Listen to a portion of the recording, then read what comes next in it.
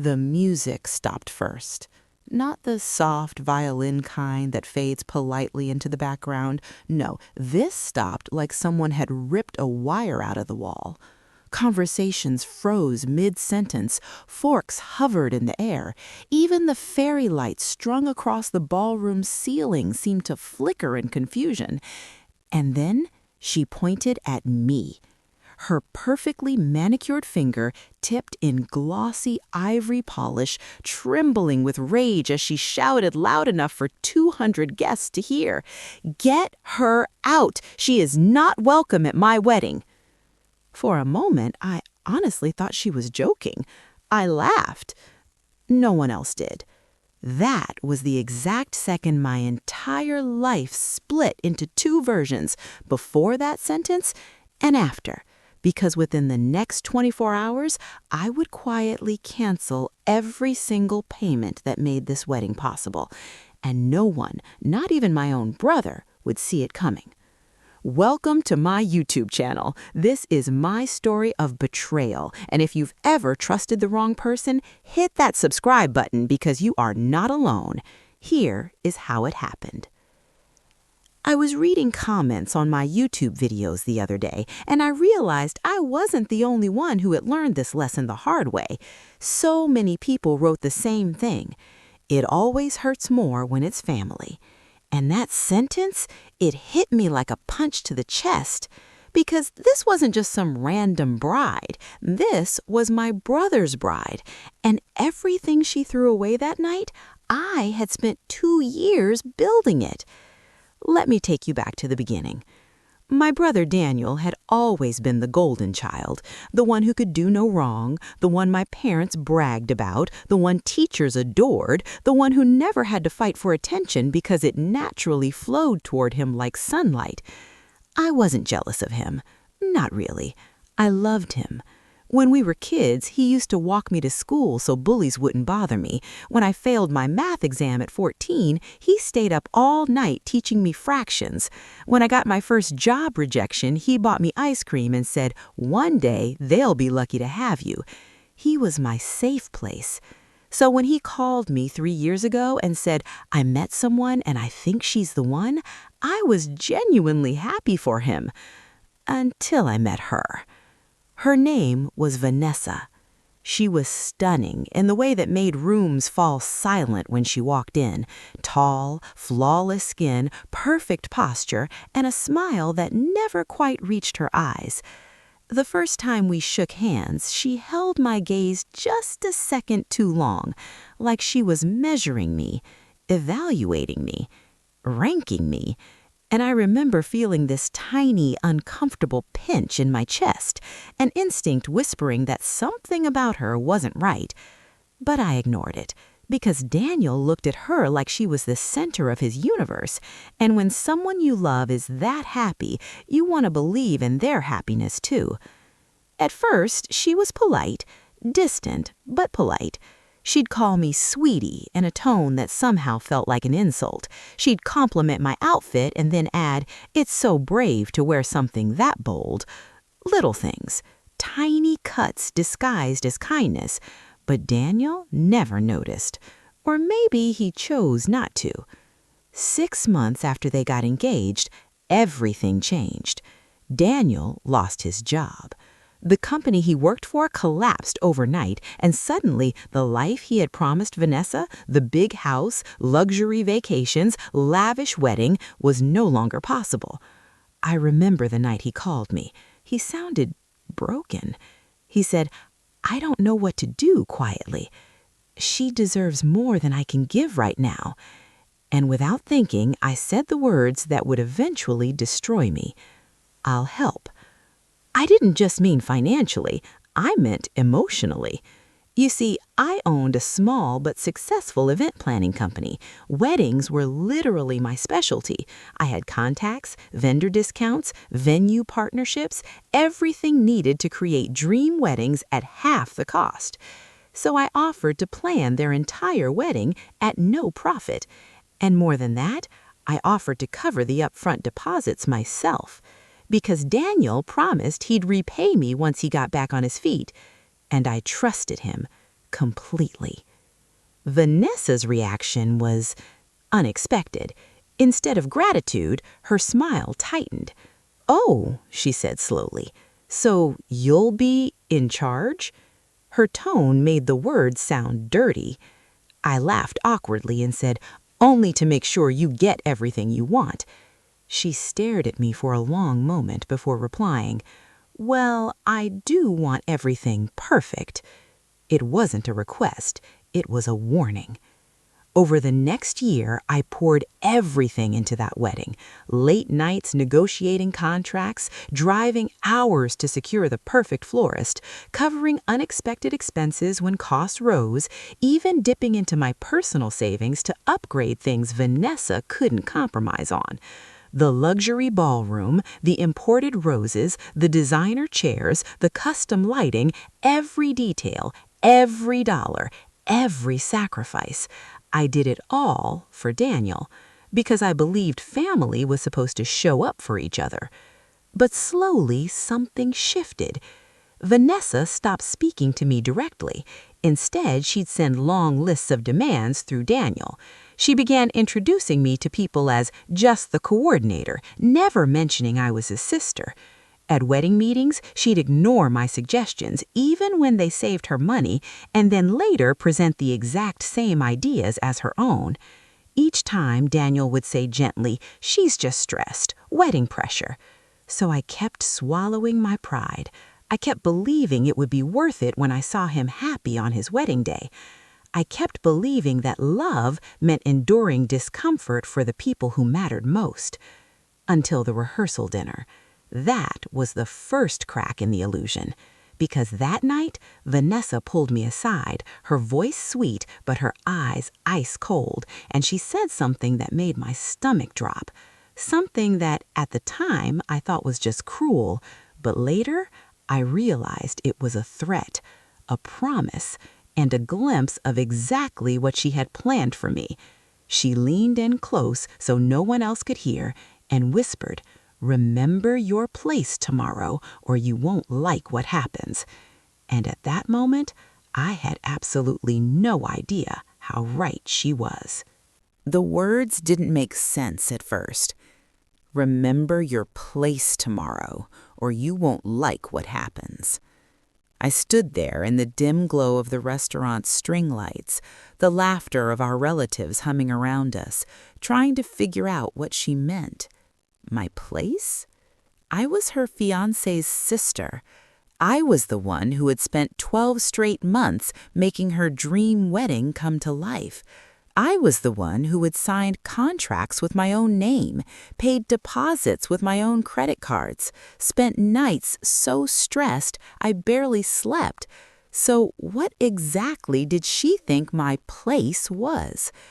I forced a small laugh, hoping she was joking. "What do you mean?" I asked lightly. Her smile widened, but it wasn't warm, it was sharp. "You'll see," she said, and then she walked away like she had just commented on the weather. I stood there frozen. Something deep in my gut twisted into a knot, because that wasn't a playful comment. It was a warning. I should have told Daniel right then. I should have pulled him aside, looked him in the eyes, and said, "Your fiancé just threatened me." But I didn't, because Daniel looked so happy that night.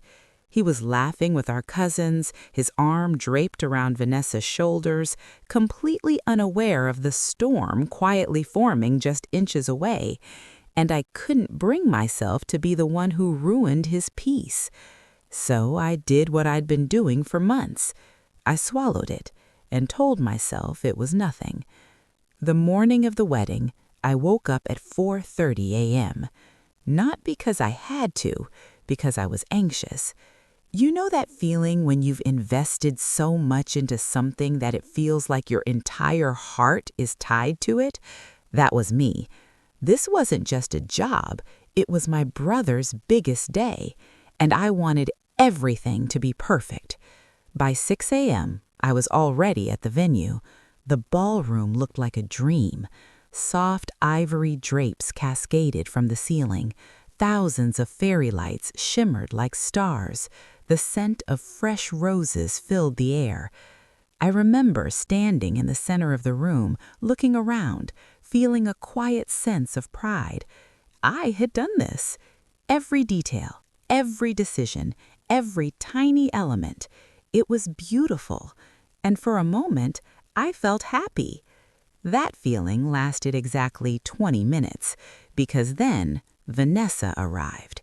She walked in wearing a silk robe, her hair already styled, makeup flawless, even though the ceremony was hours away. Her mother followed behind her like a shadow. The second Vanessa stepped into the ballroom, her expression changed. Her eyes scanned the room slowly, critically, judging, like she was searching for flaws. I walked toward her with a welcoming smile. "Good morning. Everything is ready." She cut me off. "Why are the roses ivory?" I blinked. "They're the exact shade you chose," I said gently. "You approved them last month." Her face hardened. "They look cheap." The word hit me like a slap. Cheap. Those roses alone had cost nearly $8,000. I kept my voice calm. "If you want, we can adjust the lighting." "I don't want adjustments. I want perfection." For the next 2 hours, she criticized everything. The table placements, the napkin folds, the dessert display, even the lighting that had taken me weeks to coordinate. Nothing was good enough. And every time I tried to fix something, she'd sigh dramatically or roll her eyes. Her mother joined in too. "Oh dear," she'd whisper loudly, "I thought you were a professional." Each comment felt like a tiny needle, but I kept smiling because this day wasn't about me, it was about Daniel. Around noon, I finally stepped outside to take a breath. My hands were trembling, my chest felt tight. I leaned against the cool stone wall of the venue, trying to steady myself. That's when Daniel came out. He looked nervous but excited. "Hey," he said, smiling, "everything okay?" For a moment, I almost told him everything. The insults, the warning, the way Vanessa had treated me for months. But then he hugged me tightly and whispered, "I couldn't have done this without you. Thank you." And just like that, I stayed silent. The ceremony was scheduled for 4 p.m. At 3:15 p.m., guests began arriving. By 3:40 p.m., the ballroom was filled with chatter, laughter, and the soft clinking of glasses. Everything was running perfectly, exactly on schedule, exactly as planned, exactly as she wanted. And I thought, finally, that the tension was over. Maybe once the ceremony began, she'd relax. Maybe she'd even say thank you. I was wrong. At 3:55 p.m., just 5 minutes before Vanessa was supposed to walk down the aisle, one of her bridesmaids rushed toward me. "She wants to see you," she said breathlessly. "Now!" My stomach dropped. I followed her to the bridal suite. The moment I walked in, the atmosphere felt cold. Vanessa stood in front of the mirror in her wedding dress. She looked stunning, but her expression was anything but joyful. It was furious. She turned slowly to face me, and then she said the words that changed everything. The sentence that destroyed everything. The sentence that sealed her fate without her even realizing it. She pointed toward the door, and in front of her entire bridal party, she said, "Actually, you know what? Don't sit anywhere. Get out of my wedding." For a moment, I didn't move. It felt like the air had been sucked out of the room, like my brain couldn't quite process what had just happened. "Get out?" I repeated softly.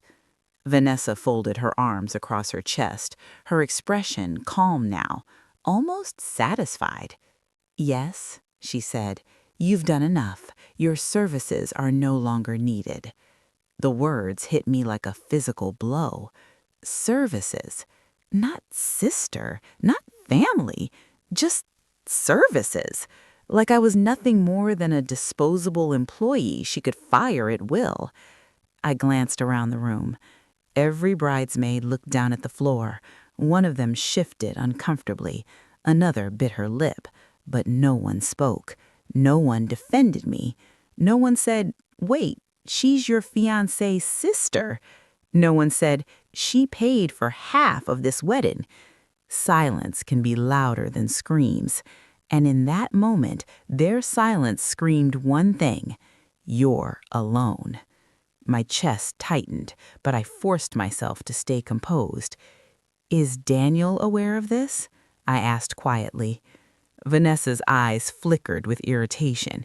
"He doesn't need to be bothered with small matters today." "Small matters?" I swallowed hard. "You're asking me to leave my own brother's wedding," I said. Her voice turned icy. "I'm not asking." She stepped closer, lowering her voice to a whisper only I could hear. "I'm telling you." Something inside me broke right then. Not loudly, not dramatically, quietly, like a glass cracking under pressure. For months, I had tolerated her insults, ignored her passive aggression, excused her behavior as stress. But this wasn't stress. This was cruelty, calculated, intentional, public. I took a slow breath. "Okay," I said. Her brows lifted slightly, surprised at how calm I sounded. I think she expected tears, or begging, or anger. But I gave her none of that, because at that exact moment, a different emotion had replaced the hurt: clarity. I nodded once. Then I turned and walked toward the door. But just before I stepped out, I paused, and I said something she didn't understand at the time. Something simple, something quiet, something that sounded almost polite. "I hope your day goes exactly as planned." She smirked. "Oh, it will." I left the bridal suite. I walked down the hallway, past the guests, past the decorations I had spent a year designing, past the staff who had worked with me for months. A few of them looked confused. One of my assistant coordinators rushed toward me. "Is everything okay?" she whispered. I forced a smile. "Yes," I said. "It's all under control." And in a way, it was. Once I stepped outside the venue, the noise faded. The world felt strangely quiet. I sat down on a stone bench near the parking lot, and for the first time since it happened, the shock hit me fully. My hands started shaking, my vision blurred. Not because I was about to cry, but because I realized something enormous, something that changed everything. Every major payment for this wedding was under my name. Not Daniel's, not Vanessa's, mine. The venue deposit, the catering advance, the luxury lighting package, the floral contracts, the entertainment booking, even the honeymoon suite reservation. All of it. Every single agreement required my authorization to proceed, because I had fronted the costs, because Daniel had promised to reimburse me later, because Vanessa had never wanted to deal with the financial details. And suddenly, her words echoed in my mind. "You've done enough. Your services are no longer needed." A slow, cold realization spread through me. She hadn't just insulted me, she had fired me, publicly, at the very moment my role was still essential, and she had done it without understanding the consequences. My phone buzzed. It was Daniel. I stared at the screen. My thumb hovered over the answer button. I knew what would happen if I picked up. He'd ask what was wrong, he'd sound confused, maybe even upset, and I didn't trust myself to stay calm, so I let it ring. And instead, I opened my email. One by one, I scrolled through the contracts, each one clearly listed: client authorization required for final payment release. Without that authorization, vendors could legally halt services, even on the day of the event. I stared at the words for a long time. My heart pounded, my mind raced. Because I wasn't a victim person, I wasn't someone who enjoyed revenge. But this wasn't about revenge. This was about dignity, about respect, about not allowing someone to humiliate you and still benefit from your sacrifices. My phone buzzed again. This time, it was a text from Vanessa. "Why are you still outside? Leave immediately." No apology, no hesitation, no remorse. Just command, like I was beneath her. Something inside me hardened. I opened my banking app. I looked at the pending vendor payments scheduled to auto-release after the ceremony. And with one quiet breath, I pressed pause. Then I called my assistant coordinator. "Hey," I said calmly, "please inform all vendors that final authorization is delayed until further notice." There was a stunned silence on the other end. "Are you sure?" she asked carefully. "Yes," I said, my voice steady, clear, unshakable. "I'm no longer part of this event." Within minutes, my phone started buzzing nonstop. Messages from vendors, questions from staff, missed calls from Daniel. But I didn't answer any of them. Instead, I sat there on that stone bench, listening to the distant music from inside the venue, knowing that at that exact moment, the wedding was still running perfectly, still glowing, still magical, because the real consequences hadn't hit yet. But they would, very soon. Because without final payment approvals, services don't continue. And when the first vendor stopped working, everything would start unraveling like a perfectly stacked tower of cards. My phone rang again. This time, I answered because I knew who it was, and I knew the exact moment had arrived. Daniel's voice came through the line, panicked, shaking. "What did you do?" he demanded. And behind his voice, I could hear chaos. Daniel had never sounded like that before.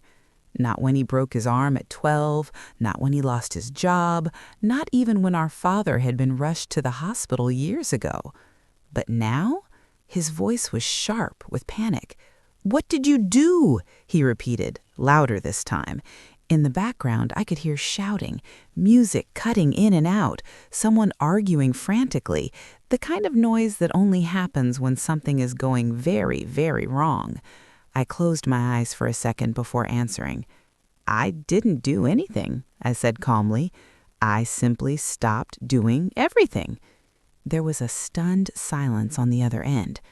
"What does that even mean?" he asked, his voice cracking. I took a slow breath. "It means," I said quietly, "that your wedding can't continue without my authorization, and Vanessa made it very clear she no longer wants me involved." Another pause, longer this time, confused, disbelieving. "What are you talking about?" he whispered. And that's when I realized something. He truly didn't know. My chest tightened, not with anger, but with a deep, aching sadness. "Daniel," I said gently, "your fiancé just kicked me out of your wedding." Silence, pure silence. For a few seconds, I thought the call had dropped. Then he spoke. "That's not possible." His tone wasn't defensive. It was shocked, lost. "She wouldn't do that," he said, almost to himself. I swallowed hard. "She did." He started breathing faster. "I need you to come back inside," he said quickly. "There must be some misunderstanding. Things are falling apart here." As if to prove his point, I heard someone shouting in the background. "The caterer is refusing to serve until payment clears." Another voice, "The lighting crew is packing up." And then, faintly, Vanessa's voice, high, furious, and panicked. My stomach twisted, because even after everything, hearing her fears still made me feel uneasy. Not satisfied, not triumphant, just tired. "Daniel," I said softly, "I can't come back." His voice dropped to a whisper. Why? The question hung between us, heavy, painful, and I realized he truly needed to hear it. So I told him. Everything. I told him about the rehearsal dinner, about her warning, about months of insults, about being introduced as just the coordinator, about being told to sit with the vendors, about being publicly thrown out minutes before the ceremony. I didn't exaggerate. I didn't raise my voice. I just told the truth, plainly, calmly, honestly. When I finished, he didn't speak for a long time. I could only hear his breathing, uneven, shaken. Then he said something that broke my heart more than anything else that day. Why didn't you tell me before? Tears finally filled my eyes because the answer was simple. Because you were happy, I whispered, and I didn't want to ruin that. Another long silence. Then quietly, you should have told me. I know, I said. And for a moment, it felt like we were just siblings again, two people who loved each other, caught in a situation neither of us knew how to fix. But reality came crashing back quickly because suddenly Vanessa's voice burst into the call, furious, sharp. Who are you talking to? Daniel didn't respond immediately, and then she must have realized because her tone changed instantly. Is that her? She snapped. I heard rustling. Then Daniel said, firm but strained, Vanessa, wait. But she grabbed the phone. Her voice came through the speaker like a blade. So this is your doing. I stayed silent. You think this is funny, sabotaging my wedding because you're jealous? Jealous? The word felt almost absurd. But before I could respond, she kept going. You've always resented me, always wanted to control everything. This is pathetic. Her voice rose, trembling with fury. Fix this right now, or I swear you'll regret it. Something inside me went very still, calm, cold, not angry, not emotional, just finished. I'm not fixing anything, I said quietly. She let out a sharp laugh. You don't have a choice. Oh, I said softly, I do. For a moment, neither of us spoke. Then I said something that made her completely lose control. You fired me, remember? Her breathing became heavy. You're being dramatic. I told you to leave because you were causing stress. No, I said calmly. You told me to get out of your wedding, and I did. The silence that followed was electric. I could almost feel her rage through the phone. Finally, she hissed, You're ruining the most important day of my life. And that's when I said the one thing that changed everything. I didn't ruin it, I replied quietly. You did, the moment you chose to humiliate the person who made it possible. She hung up. The line went dead, and for a moment I just stared at my phone. My hands finally stopped shaking because I knew something important had just happened. Not to her, not to the wedding, to me. For the first time in months, I felt free. Free from her expectations, free from her insults, free from the constant pressure to keep the peace. I wasn't the one being controlled anymore. I wasn't the one walking on eggshells. I was simply done. But the story wasn't over. Not even close. Because about 10 minutes later, my phone rang again, and this time it was my mother, and she sounded absolutely furious. I stared at my mother's name flashing on my screen. For a second, I considered not answering, because I already knew what was coming. She adored Daniel, and she had been obsessed with this wedding for months, talking about it to neighbors, relatives, even strangers at the grocery store like it was some royal event. If she believed I had caused it to fall apart, there would be no calm conversation. But I picked up anyway, because no matter what, she was still my mother. Her voice exploded through the phone before I could even say hello. What on earth have you done? The fury in her tone made me flinch. Mom, I began. Don't mom me, she snapped. The caterers are refusing to serve, the lighting crew is dismantling equipment, and your brother looks like he's about to collapse." Her breathing was heavy, shaking with anger. "Is this true? Did you cancel everything?" I swallowed slowly. "I didn't cancel," I said carefully. "I paused the final payments." There was a stunned silence. Then her voice dropped into something colder. "That's the same thing." I closed my eyes. "Mom," I said quietly, "Vanessa threw me out of the wedding." She didn't hesitate. "Because you must have done something," she replied immediately. The words hit harder than anything Vanessa had said. Because this wasn't cruelty from a stranger. This was disbelief from someone who was supposed to know me, to trust me, to understand me. "I didn't do anything," I whispered. "She told me to leave in front of everyone." My mother let out an impatient sigh. "Oh, please, brides get emotional. It's her day. You should have been the bigger person." The bigger person. I felt something deep inside my chest twist painfully. "I have been the bigger person," I said softly. "For 2 years." She didn't respond. So I continued. I told her everything. The insults, the disrespect, the threats, being told to sit with vendors, being introduced as just the coordinator, being thrown out minutes before the ceremony. I spoke calmly, without anger, without exaggeration, just the truth. When I finished, my mother was silent. For a long time, and for a moment I allowed myself to hope. Maybe she understood now. Maybe she'd say she was sorry. Maybe she'd finally see my side. But instead, she said something that shattered that hope completely. "You should still fix it." The words landed like ice water. "What?" I asked quietly. "She's your brother's wife now," my mother said firmly. "Whether you like her or not, she's family. And family doesn't destroy each other over hurt feelings." Hurt feelings. I felt my hands start trembling again. "This isn't about hurt feelings," I said slowly. "This is about respect." My mother's voice hardened. "No," she replied. "This is about pride. And right now, you're letting your pride ruin your brother's life." The accusation cut deep, because part of me feared she might be right. What if Daniel really did suffer because of this? What if his marriage started with chaos and resentment? What if he blamed me forever? But then, another thought rose in my mind. A simple, painful truth. He had stood there while Vanessa treated me like I didn't matter. He hadn't protected me. He hadn't noticed. He hadn't asked.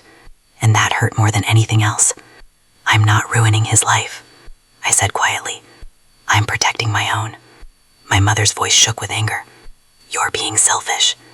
The word echoed in my ears. Selfish. For the first time in years, I let myself feel the full weight of that accusation. And then I realized something. I had spent most of my life being the opposite. Sacrificing, supporting, giving, fixing, always putting everyone else first. Even when it cost me. Even when it hurt. And suddenly, I felt tired. So deeply tired. Of always being the one who had to endure. The one who had to understand. The one who had to forgive. "Mom," I said softly, "I paid for this wedding." She didn't respond. So I continued. Every deposit, every contract, every upgrade, it all came from me. Her voice faltered slightly. "Well, Daniel was going to repay you." "Yes," I said. But Vanessa knew that, and she still threw me out like I was nothing. Silence. Heavy. Uncomfortable. Then she said quietly, "You're still his sister." Tears finally slipped down my cheeks. "And I always will be," I whispered. But being family shouldn't mean accepting humiliation. My mother didn't argue again, but she didn't apologize either. She just sighed deeply. "We'll talk later," she said, and then she hung up. I sat there alone on that bench, the late afternoon sun slowly fading. Inside the venue, I could still hear chaos. People shouting, music cutting out, doors slamming, a wedding unraveling piece by piece. And for the first time since it all began, I let myself cry. Not loudly, not dramatically, just quiet tears sliding down my face. Because this wasn't just about one moment. It was about years of being overlooked, taken for granted, expected to give endlessly without receiving even basic respect. My phone buzzed again. I wiped my eyes and looked at the screen. It was a message from Daniel. Just one sentence. "Please come back. We need to talk face to face." My heart tightened, because I knew this wasn't over. Not between me and Vanessa. Not between me and my mother. And not between me and my brother. I stared at his message for a long time. And then, I stood up from the bench. Because deep down, I knew what I had to do next. But it wasn't what anyone expected. I took a deep breath and started walking back toward the venue. The closer I got, the louder the chaos became. Music clashing with yelling, guests wondering, confused, the sound of a chair tipping over somewhere inside. It felt surreal, like stepping into a movie set for disaster. Except this wasn't a film. It was my brother's wedding, the one I had built from the ground up. As I opened the main doors, I froze. The ballroom looked completely different. The elegant tables I had arranged with care were half empty, centerpieces toppled, some chairs were upside down. The lighting rig had partially collapsed, leaving jagged shadows cutting across the floor. And in the middle of it all, Vanessa was screaming at the caterers, at the florist, at anyone who would listen, at the DJ who had stopped the music mid-song because the payment hadn't cleared, at Daniel, at me indirectly. Her face was red, mascara streaked, lips trembling with fury. She looked like she had just realized the world didn't bend to her will. And maybe, for the first time in her life, she was seeing that someone could refuse her. I stayed at the doorway, silent, watching, waiting. Daniel spotted me almost immediately. His face was pale, sweat gleaming on his forehead. He took a hesitant step toward me. "Please," he said, his voice trembling, "just help me fix this." I shook my head slowly. "Daniel," I said softly, my voice carrying across the room, "I've been helping you for months. I've been making sacrifices, covering costs, keeping the wedding afloat. And what did I get in return?" I paused, letting the question hang. Humiliation, disrespect, threats. He opened his mouth to respond, but I raised a hand. "Don't," I said. "This isn't about pride anymore. It's about respect. Something Vanessa has refused to give me from day one." Vanessa, realizing I had entered, whipped around like a wild animal, her eyes locked on mine. "You," she screamed, "you think you can just waltz back in and undo this?" I didn't flinch. "I didn't do anything to undo it," I said. "I simply refused to be mistreated anymore." Her jaw dropped, a flicker of disbelief flashing across her features. Then fury returned, sharper this time. "You ruined my wedding," she yelled. "Everything is falling apart because of you." I exhaled slowly, and my voice was calm, almost chilling. "No," I said. "Everything is falling apart because you treated people like they don't matter, because you think intimidation and manipulation are ways to get what you want, because you decided to kick out the one person who made this day possible." For a second, the room went quiet. Even the chaos seemed to pause as everyone processed my words. Vanessa's face turned purple with rage. She opened her mouth to speak, but no words came. Instead, she pointed at Daniel, eyes blazing. "And you," she spat, "how can you let this happen? Your sister, your own family is destroying your wedding." Daniel swallowed hard. His hands trembled. His gaze dropped to the floor. For a moment, I almost felt sorry for him. Almost. Then he looked up, and the truth hit me harder than I expected. He wasn't angry at me. He wasn't angry at the chaos. He was angry at himself. He began, voice shaky. "I didn't see it. I should have protected you. I should have spoken up." I stepped closer to him. "Daniel," I said softly, "you still have a chance, but only if you do the right thing now. Not for Vanessa, not for me, for yourself." He nodded slowly, eyes glossy. He glanced toward Vanessa. Her fury hadn't diminished. If anything, it seemed to intensify with every second of realization that she had lost control. I knew at that moment that she wasn't going to back down quietly, not ever. So I made a decision. I walked directly up to her, standing close enough that she could feel my presence. My voice was low, steady, commanding. "Vanessa," I said, "this is your choice. You can continue screaming, continue bullying, and continue pretending that the world owes you respect without giving it, or you can leave." Her eyes widened in shock. "Leave," she repeated, incredulous. "Yes," I said, "leave. Your wedding is crumbling because of your choices, but it doesn't have to end like this. You can walk away and no one has to get hurt further, or you can stay and watch everything you wanted collapse." For a moment, the room was frozen. Guests whispered. The vendors watched nervously, unsure of what would happen next. Daniel stepped closer to me, gripping my shoulder. "You're right," he said quietly, almost to himself. "She's gone too far." Vanessa's face twisted in fury. "You, both of you, can't do this," she screamed. "I am the bride. But she didn't finish, because the caterers, frustrated and unpaid, had started packing up. The DJ turned off the music. The floral team began removing arrangements. The lighting crew started dismantling equipment. It was like dominoes toppling in slow motion. Vanessa's eyes darted around, panic finally breaking through her rage. She took a step forward, then stopped. Her mouth opened, closed, opened again. No words came. And then she left. Not gracefully, not with dignity. She stormed out of the ballroom, slamming the door behind her. Silence filled the space. For a long moment, no one moved, no one spoke. Then whispers started. People murmured. Eyes turned toward me. Some were shocked, some curious, some relieved. Daniel exhaled, letting out a long, shaky breath. "Thank you," he said quietly. I nodded, exhausted. "You need to handle the rest. I'm done." And for the first time that day, I truly was done. But even as relief washed over me, I knew this wasn't the end. Not of the story, not of the betrayal, not of the lessons learned. Because Vanessa had underestimated me. She had underestimated what it meant to be crossed by someone who truly cared, not for herself, but for family.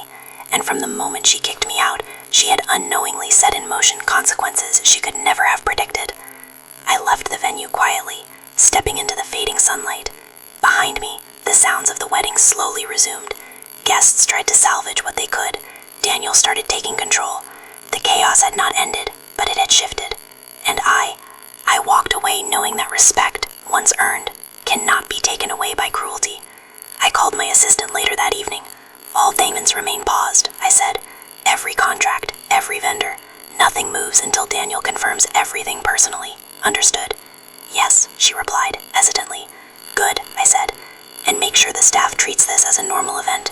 We're not here to punish anyone, just to protect what's left of the wedding." I hung up, and in that moment, I finally felt free. Free from manipulation, free from threats, free from being the invisible person in someone else's story. I walked home slowly, thinking back to the entire journey. From the day Daniel first introduced Vanessa to me, from months of insults and subtle manipulation, from every late night spent coordinating, negotiating, sacrificing. And now, this was the end of it. Or so I thought. Because deep down I knew one thing. Vanessa wouldn't stay quiet for long. And neither would I. The next morning, the aftermath of the wedding was nothing short of a war zone. I didn't go back to the venue. I didn't have to.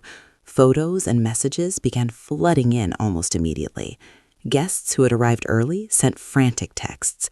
Vendors demanded explanations. Even strangers who had witnessed parts of the chaos posted videos online. Footage of toppled tables, half-set florals, and Vanessa's face frozen in fury. It was viral in an instant. My phone vibrated endlessly. I let most calls go to voicemail, but one message stood out. "Daniel, please, come now. We need you. She's threatening me." My stomach sank. I didn't answer. I grabbed my jacket and drove to his apartment instead. I had a feeling that whatever Vanessa did next wouldn't wait for polite confrontation. When I arrived, Daniel was pacing the living room like a caged animal. He looked exhausted, pale, and desperate. His phone was pressed to his ear, though I couldn't hear who he was talking to. "Vanessa?" I asked quietly. He shook his head violently.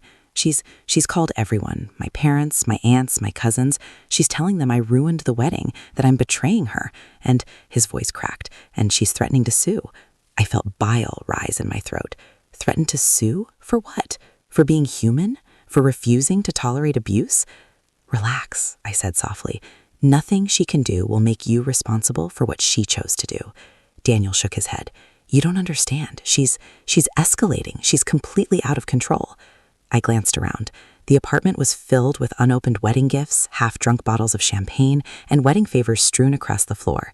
A few texts popped up on my phone, pictures from the reception hall showing the aftermath. One image made me freeze. The florist's centerpiece, now on the floor, shattered. The cake toppled over, chairs scattered. A child tripped over a cord. Chaos had a new definition. Then it happened. My phone buzzed. Vanessa. I stared at the screen. The text was short. You think this is over? I will destroy you. I didn't respond. I didn't need to. Instead, I turned to Daniel. You need to protect yourself, I said. Call your lawyers, call the vendors, document everything, and don't engage with her directly. He nodded. I can't believe she's like this. I thought she loved me. I put a hand on his shoulder. She doesn't love you. She loves control, and she's addicted to chaos. That night, I barely slept. I stayed awake, scrolling through the social media posts, watching the videos of the wedding crumble.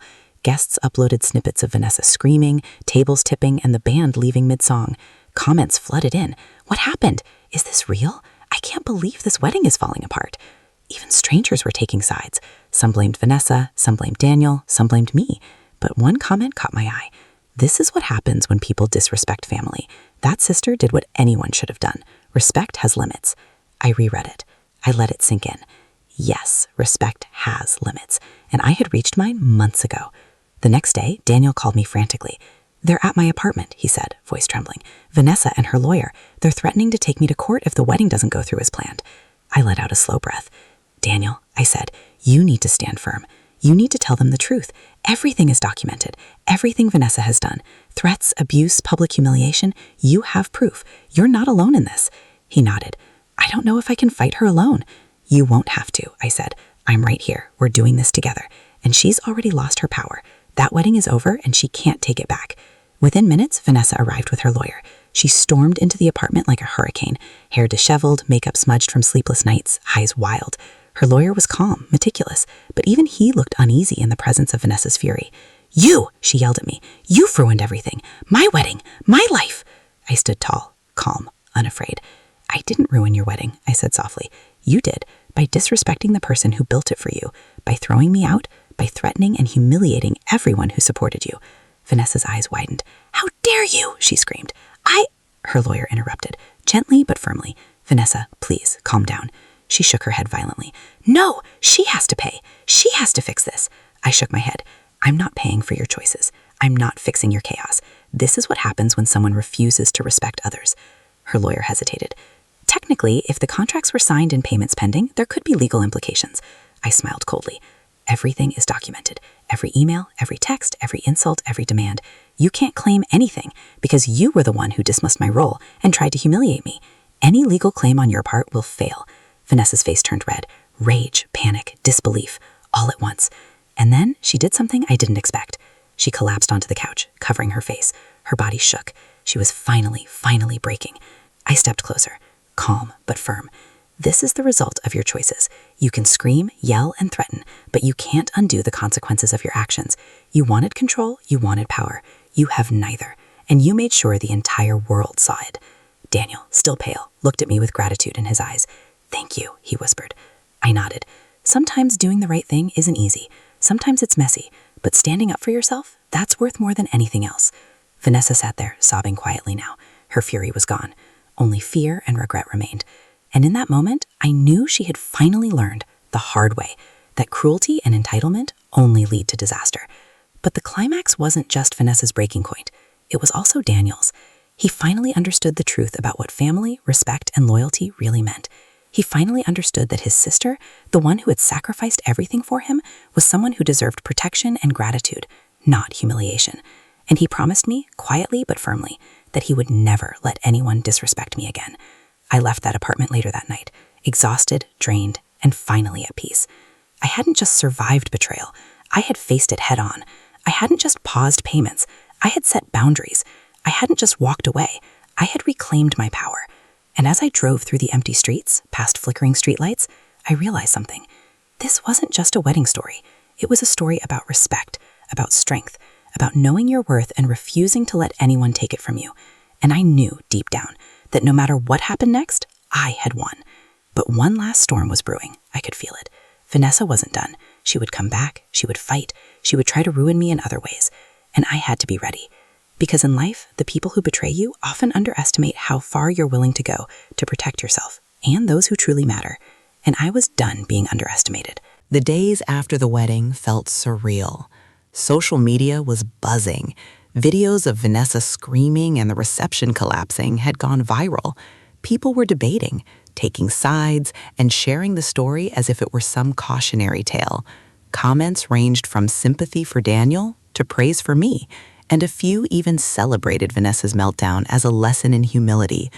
I didn't read most of them. I didn't need validation. I had learned something far more important than likes, shares, or comments: my own worth. Daniel called me the next morning. "Can we talk?" he asked. I nodded, even though he couldn't see me. When I arrived at his apartment, he looked different, calm, reflective, serious in a way I hadn't seen before. "I've been thinking," he said slowly, "about everything, about Vanessa, about the wedding, about us, about you." I waited silently. "I should have seen it from the beginning," he continued.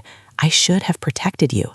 I should have realized she wasn't respecting anyone but herself. I let her control everything, even my own life. His voice faltered. "I failed you." I shook my head. "No," I said gently. "You didn't fail me. You were blinded by love. We all make mistakes, but what matters is how you respond now." He looked at me, eyes filled with gratitude. "I want to make things right," he said. "I need to make things right." Over the next few weeks, Daniel started taking steps to rebuild his life and our relationship. He issued formal apologies to the vendors, offering to reimburse every penny they had lost. He contacted family and friends to clarify what had happened and set the record straight. He even confronted Vanessa legally, insisting that she take responsibility for her actions rather than blaming everyone else. It wasn't easy. It wasn't pretty, but it was necessary, and it gave me hope that he truly understood the meaning of family, respect, and accountability. Vanessa, predictably, didn't disappear quietly. She filed a series of legal complaints, contacted mutual acquaintances to spread misinformation, and even tried to publicly shame me online. At first, I felt the familiar twinge of anxiety, the kind I had felt when she had threatened me in the bridal suite, or when she had manipulated Daniel for months. But this time was different. I didn't react emotionally. I didn't try to defend myself. I simply let the truth speak. Every contract, every text, every vendor email was documented. Every act of manipulation, every insult, every attempt at humiliation had been recorded. And when her legal threats came, they collapsed under the weight of proof. Vanessa had underestimated how prepared I was, how careful I had been, how much I had sacrificed, not to hurt her, but to protect myself and my brother.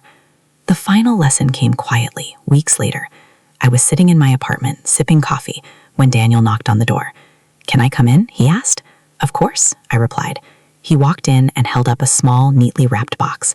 "For you," he said simply. I opened it. Inside was a delicate silver bracelet with a small engraving: family, loyalty, respect. "I wanted you to have something to remember this by," he said. "Not for the chaos, not for the drama, but for the truth, that you stood firm, that you protected what mattered, that you taught me the true meaning of loyalty." Tears filled my eyes, but this time they weren't from anger or betrayal. They were from relief, gratitude, and closure. In the weeks that followed, life returned to a strange kind of normal. Vanessa moved out of town, trying to escape the scandal she had created. Some vendors eventually found alternative clients, and a few even joked about the letting from hell as a story they would tell for years. Daniel and I rebuilt our bond, stronger than ever, and for the first time in years, I felt a sense of peace I hadn't known I could experience. Looking back now, I realized the wedding wasn't really about a bride, a groom, or even a ceremony. It was about lessons learned the hard way, about standing up for yourself even when those you love are blindsided, about understanding that respect is earned, not demanded, about recognizing that manipulation and cruelty will always leave a trail, and that people who act without integrity eventually face consequences, about knowing that loyalty doesn't mean enduring abuse. It means protecting what is truly important while maintaining dignity. I also realized that true family isn't defined by blood alone. Family is who shows up when you are vulnerable. Family is who defends you when others try to diminish your worth. Family is who sees your sacrifices and appreciates them, not just when it's convenient, but always. And for me, that was Daniel. Always Daniel. Months later, I finally sat down to record a video for my YouTube channel. "Welcome back," I said softly into the camera. "If you've ever been betrayed, humiliated, or treated unfairly by someone you trusted, this story is for you. Because what I learned is this: you can endure, you can stand your ground, and you can come out stronger on the other side." I paused and looked directly into the lens, letting the silence emphasize the truth. Betrayal hurts, it stings, but the moment you refuse to let it define you, that's when you win. The video went viral. Thousands of comments poured in. People shared their own stories of betrayal. People thanked me for showing courage. People promised themselves that they too would stand up and protect their dignity. I realized then that my story wasn't just about me, Daniel, or even Vanessa. It was about anyone who has ever been humiliated or manipulated. It was about reclaiming power, about finding your voice, about understanding that your worth is never tied to someone else's cruelty. I learned that day that revenge isn't always loud. Sometimes it's quiet. Sometimes it's standing tall while chaos unfolds. Sometimes it's refusing to be part of someone else's drama. Sometimes it's pausing payments, walking away, and letting consequences speak louder than any argument ever could. And most importantly, I learned that betrayal, while painful, can teach the most profound lessons about strength, dignity, and self-respect. Because the moment you realize you are enough, you don't need anyone else to validate it. Looking back now, months later, I can finally say it. Vanessa was the storm. I was the calm after the storm. Daniel was the bridge that brought us back together. And I was finally free.